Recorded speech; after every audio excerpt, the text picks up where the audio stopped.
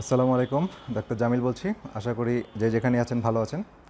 আজকে মেডিকেল সায়েন্সের নতুন একটি ইনভেনশন, যেটা এখনও রিসার্চিং মোডে আছে। তো তো এই বিষয়টা জাপানি বিজ্ঞানী ডক্টর ওটাইহো উনি এটা আবিষ্কার করেছেন এবং এটা নিয়ে রিসার্চ চলমান আছে, দীর্ঘদিন রিসার্চ হয়ে গেছে। তো এটা আসলে হাইড্রোজেন ওয়াটার, এবং হাইড্রোজেন ওয়াটার আমরা কিভাবে তৈরি করব এবং এটার কি বেনিফিট সেই বিষয়ে সংক্ষেপে কিছু আলোচনা করব। তো হাইড্রোজেন ওয়াটার জন্য একটা স্পেশাল বটল লাগে। হাইড্রোজেন ওয়াটার বটলেও পাওয়া যায়, যেটা তৈরি করে নিতে হয়, এছাড়া ট্যাবলেট ফর্মে পাওয়া যায়। তো আমরা বটলটাই দেখাচ্ছি যে হাইড্রোজেন ওয়াটার আগেই চার্জ দিয়ে নিতে হয় এটা। তো এটা পানিকে ডিসোসিয়েট করে হাইড্রোজেন কনভার্ট করে। আমরা হাফ ফিল আপ করি।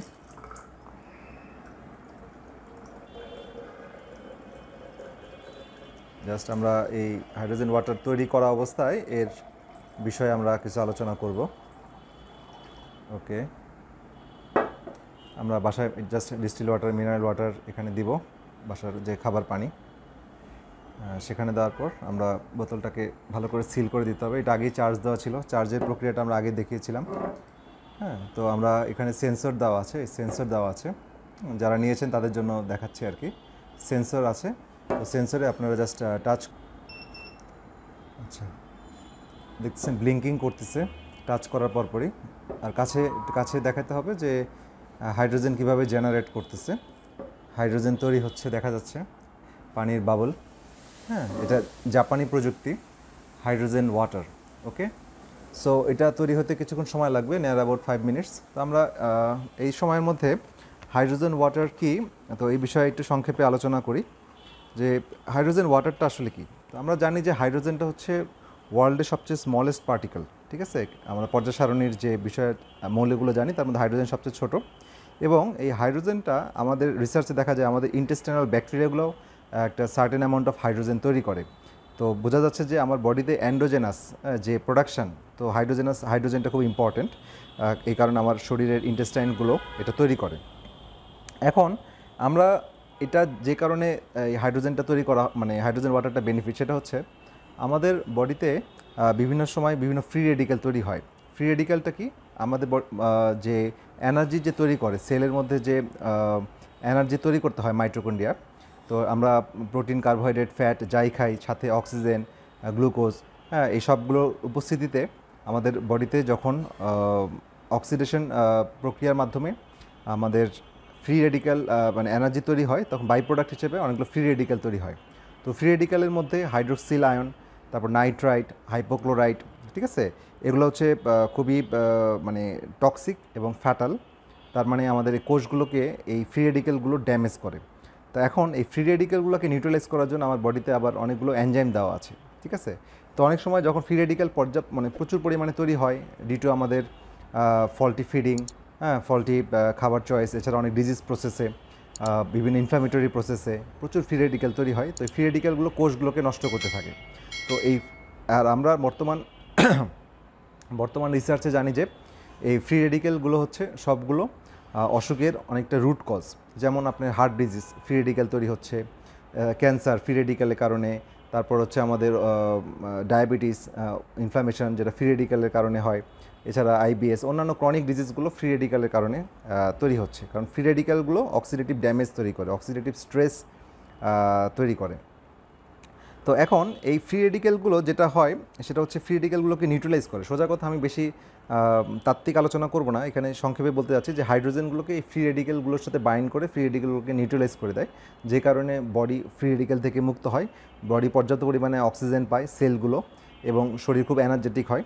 এছাড়া কোন কোন অসুখের ক্ষেত্রে বা ডিজিজের ক্ষেত্রে এটা রিসার্চ করা হচ্ছে, এবং এটা কিছু কিছু ডিজিজ যেটা মানে একদম অ্যানিমাল স্টাডিতে সবগুলোই প্রমাণিত, হিউম্যান স্টাডিতেও অনেকগুলো প্রমাণিত। এর মধ্যে যেটা হচ্ছে যে ম্যালিগনেন্ট যে কোনো সোয়েলিং, ক্যান্সারাস যে কোনো গ্রোথের ক্ষেত্রে এই হাইড্রোজেন ওয়াটার কাজ করে। কোলাইটিস মানে ইন্টেস্টাইনে প্রদাহ, তারপর হচ্ছে carbon monoxide poisoning, post encephalopathy মানে যাদের ব্রেনে ইনফেকশন হয়, ব্রেন ইনফেকশনের পরে যে কনসিকুয়েন্সগুলো হয় সেখান থেকে বেরিয়ে আসার জন্য এটা খুব ভালো একটা মিডিয়াম হাইড্রোজেন ওয়াটার।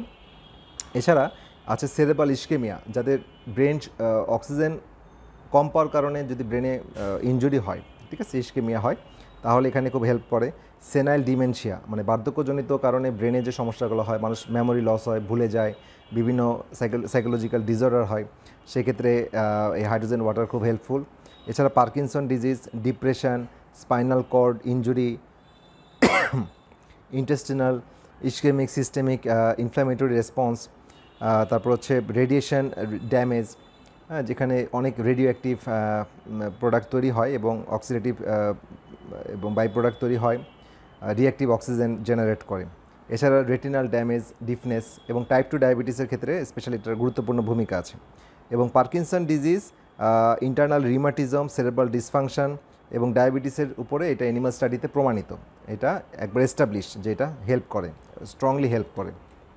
তো আসলে হাইড্রোজেন ওয়াটার মানে পানিটা ফাংশনটা কি, এটা সোজা কথা হচ্ছে হাইড্রোজেন যখন এই যে আমরা হাইড্রোজেনটা তৈরি হচ্ছে এখানে পানিতে, এই হাইড্রোজেনটা কী করবে, এটা মাইক্রো অ্যানালাইসিস ইলেকট্রোলাইসিস প্রক্রিয়ার মাধ্যমে, এই প্রিন্সিপালের মাধ্যমে হাইড্রোজেনটা এখানে তৈরি হচ্ছে, অনেকগুলো লেয়ার আছে।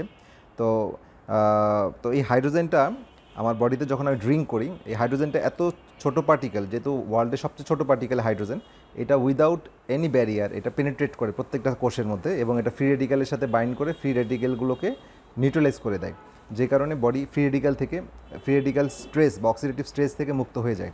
ঠিক আছে, তো এই জন্যে এই যে আমাদের হাইড্রোজেন ওয়াটার তৈরি হয়ে গেল। তো হাইড্রোজেন ওয়াটার, আচ্ছা আমি একটু পজ দিয়ে নিচ্ছি। তো হাইড্রোজেন ওয়াটার তৈরি হয়ে যাওয়ার পর আপনারা এটা সরাসরি ডাইরেক্ট খেতে পারেন, সরাসরি এটা খাওয়া যায়, এখান থেকে খাওয়া যায় অথবা কোনো গ্লাসে নিয়ে খাওয়া যাবে, কিন্তু এটা 10 মিনিটের মধ্যে এটা খেতে হবে। হ্যাঁ, তো হাইড্রোজেন ওয়াটার আমরা এটা খেলাম, এটা খুবই এনার্জেটিক, যারাই খেয়েছেন এটা জানেন। তো এটার একটা পাওয়ার আছে, এটা 1200 থেকে 2000 পিপিবি মানে হচ্ছে পার্টস পার বিলিয়ন, এটা কনসেন্ট্রেশনকে ইন্ডিকেট করে। তো বিভিন্ন কনসেন্ট্রেশনের বিভিন্ন কোম্পানির বিভিন্ন রকম পাওয়া যায়, এটা ওয়ার্ল্ড ওয়াইড আপনারা ইন্টারনেটে সার্চ দিয়ে দেখতে পারবেন, এই বিষয়ে অনেক লিটারেচার আছে, অনেক গবেষণা আছে। তো এবং ওয়ার্ল্ডের টপমোস্ট সায়েন্টিস্টরা এখন এই বিষয়টা, এই রিসার্চটা, মেডিকেল এই রিসার্চটা খুব জোর দিচ্ছেন। হ্যাঁ, বিকজ আমাদের যেহেতু ফ্রি রেডিক্যালের এগেনস্টে কাজ করে এবং দ্রুত নিউট্রালাইজ করে, কোষকে মানে এনহ্যান্স করে, হ্যাঁ, শক্তিশালী করে, এটিপি প্রোডাকশন বাড়িয়ে দেয়, সুতরাং এই বিষয়টা খুবই গুরুত্বপূর্ণ। ঠিক আছে, তো এখানে আসলে কী কী রিসার্চে প্রমাণিত যে হাইড্রোজেন ওয়াটারটা হিউম্যান বডিতে কী করে। এক হচ্ছে এটা ইমপ্রুভ ব্লাডের মধ্যে কী করে, ব্লাডের যে আরবিসি আছে, আরবিসি, ওখানে তাকে স্ট্রেনথেনিং করে, তার অক্সিজেন ক্যারিং ক্যাপাসিটি বাড়িয়ে দেয়, ব্লাড ভেসেলের ভিসকোসিটি কমায়, ব্লাড ফ্লোকে মানে খুবই সঠিকভাবে ব্লাড ফ্লো করতে সাহায্য করে। এছাড়া নিউরাল যে স্টেম সেল, নিউরাল মানে নার্ভের যে স্টেম সেল, যেখান থেকে নার্ভ সেলগুলো তৈরি হয়, সেগুলোকে সতেজ রাখে, যে কারণে নার্ভগুলো যখন নতুন নার্ভ তৈরি হয়, নার্ভ সেল, তো সেগুলো তরতাজা থাকে। এবং অনেক সময় আমরা যদিও জানি যে নার্ভ কোষগুলো এরকম রিপেয়ার হয় না, কিন্তু বর্তমান রিসার্চে দেখা যাচ্ছে নার্ভেও স্টেম সেল আছে এবং নার্ভও রিজেনারেট করে। তো এই রিজেনারেট প্রক্রিয়াটাকে মানে খুবই এনহ্যান্স করে, যে কারণে মেমোরি বুস্টিং করে, সতেজতা, freshness, energetic, mind chair up সব কিছু করে। এছাড়া এটা ডিএনএর স্টেবিলিটি মেনটেন করে। ডিএনএটা কি, আমাদের কোষের মধ্যে যে নিউক্লিয়াস আছে, নিউক্লিয়াসের মধ্যে ডিএনএ আছে। তো এই ডিএনএটা অনেক এই অক্সিডেটিভ স্ট্রেসের কারণে ইনজুরি হয়, ফ্রি রেডিক্যাল তার ইনজুরি হলে বিভিন্ন অটোইমিউন ডিজিজ তৈরি হয়, শরীরে বিভিন্ন ক্রনিক ডিজিজের এই সূত্রপাত এই ডিএনএ ড্যামেজ বা ডিএনএ মিউটেশন থেকে শুরু হয়। তো সেই জায়গায় এই ফ্রি রেডিক্যাল ড্যামেজটাকে প্রিভেন্ট করে, ডিএনএকে মজবুত রাখে। হ্যাঁ, ডিএনএ মজবুত হলে আমার বডিতে সঠিকভাবে সঠিক সময় সঠিক প্রোটিন সিনথেসিস হবে, সঠিক কোডগুলো পাবে এবং সেখানকার মাধ্যমে আরএনএগুলো প্রোটিন তৈরি করবে। ঠিক আছে, আরএনএ রাইবোজোমের মাধ্যমে। আর মেটাবলিজমের ক্ষেত্রে এটা অনেক হেল্প করে, যে আমাদের প্যানক্রিয়াসের যে বিটা সেল আছে, সেই বিটা সেলকে সে কী করে, একটা মানে ডরমেন্ট অবস্থা, মানে যে সুপ্ত অবস্থা, অনেক রোগের কারণে বা ইনফ্লামেশনের কারণে, যেমন টাইপ 2 ডায়াবেটিসের নতুন রিসার্চে আসছে যে ইনফ্লামেশনের কারণে টাইপ 2 ডায়াবেটিস হয়, সেখান থেকে আমরা বেরিয়ে আসতে পারতেছি। ঠিক আছে, তো এই ডরমেন্ট কোষগুলোকে এক্সাইটেড করে, হ্যাঁ, লাইভ নিয়ে আসে, অ্যাক্টিভেট করে, যে কারণে এটা ব্লাড সুগার মেনটেন করতে এবং ইনসুলিন রিলিজ করে, এবং টাইপ 2 ডায়াবেটিসে এটা অনেক রোগীকে, মানে ম্যাক্সিমাম রোগীকে হেল্প করে, এবং এটা গবেষণায় প্রমাণিত, ঠিক আছে, হিউম্যান স্টাডিতে, not animal study. Promote thinking, ব্রেনের উপরে এটা অনেক কাজ আছে। এজিং প্রসেস, যে বার্ধক্যজনিত যে চেঞ্জগুলো আমাদের শরীরে দেখা যায়, বিভিন্ন এনজাইম, আমাদের ক্রোমোজোমের শেষে একটা টেলোমেয়ার নামে একটা জিনিস আছে। তো টেলোমারটা হচ্ছে যত শর্টেনিং হয়ে যাবে তত কিন্তু আমাদের এজিং প্রসেসে শর্টেনিং হয়ে যায় এবং আমরা কিন্তু মানে মৃত্যুর দিকে ধাবিত হই এবং বার্ধক্যের দিকে ধাবিত হই। এই টেলোমারেজ এনজাইমটা সে কী করে, টেলোমারেজ এনজাইমটাকে লেনদেনিং করে, ঠিক আছে? যে কারণে এই টেলোমারেজ যে লেন্থটা আছে, টেলোমিয়ার লেন্থটা এটা বৃদ্ধি পায়, যে কারণে এজিং প্রসেসটাকে ডিলে হয়। এছাড়া স্কিনের উপরে যে রিঙ্কেলস পড়ে, হ্যাঁ, ভাঁজ হয়ে যায়, অল্পতে বয়স বার্ধক্যর দিকে চলে যায়, গ্লো নষ্ট হয়ে যায়, সেই বিষয়টা ইনফ্লামেশন প্রিভেন্ট করার মাধ্যমে সেটা হেল্প করে।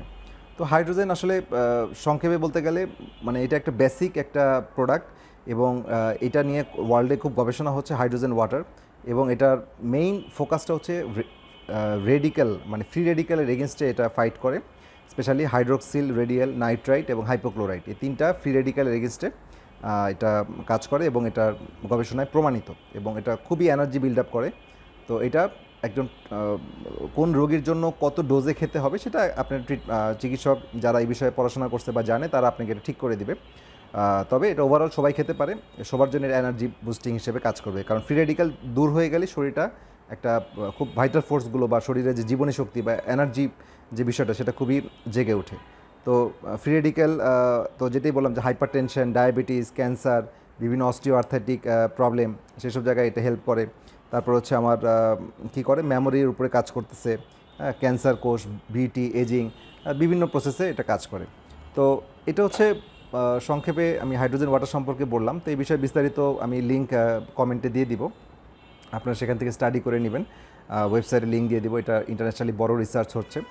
তো জাস্ট এই বিষয়টা পরিচিতি করে, মানে যেহেতু হাইড্রোজেন ওয়াটারটা নতুন, তো এই বিষয়টা আপনাদের সাথে পরিচিত করে দেওয়ার জন্য আজকের এই ভিডিওতে আসলাম। আর হাইড্রোজেন ওয়াটার যারা নিয়েছেন ব্যবহার করবেন, এবং এটা আমাদের রেকমেন্ডেশন হচ্ছে সকালবেলা ব্যবহার করবেন, কারণ এটা খুবই এনার্জি জেনারেট করে। এই জন্য রাত 10টার পরে বা 9টার পরে এটা গ্রহণ করবেন না, এবং কারণ এটা এনার্জি প্রোডাকশনের কারণে অনেক সময় রাতে ঘুমাতে একটু সমস্যা হয়। এই জন্য সকালে ঘুম থেকে উঠে সকালবেলায় আপনি সারাদিনে 1 লিটার বা 1.5 লিটার হাইড্রোজেন ওয়াটার যদি গ্রহণ করা যায়, এটা পেশেন্ট টু পেশেন্ট ডিপেন্ড করবে, যাদের বেশি সমস্যা তারা বেশি ঘন ঘন খাবে, তো তারা দ্রুত তাদের কোষগুলো অ্যাক্টিভেট হয়ে যাবে এবং সেলের পারফরমেন্সগুলো যেটা হওয়া উচিত সেটাই হবে। তো এই হচ্ছে মেসেজ। তো সবাই ভালো থাকেন, আর ইনশাল্লাহ পরবর্তীতে আরও কোনো গুরুত্বপূর্ণ ভিডিও নিয়ে আপনাদের সামনে হাজির হব। আল্লাহ হাফেজ।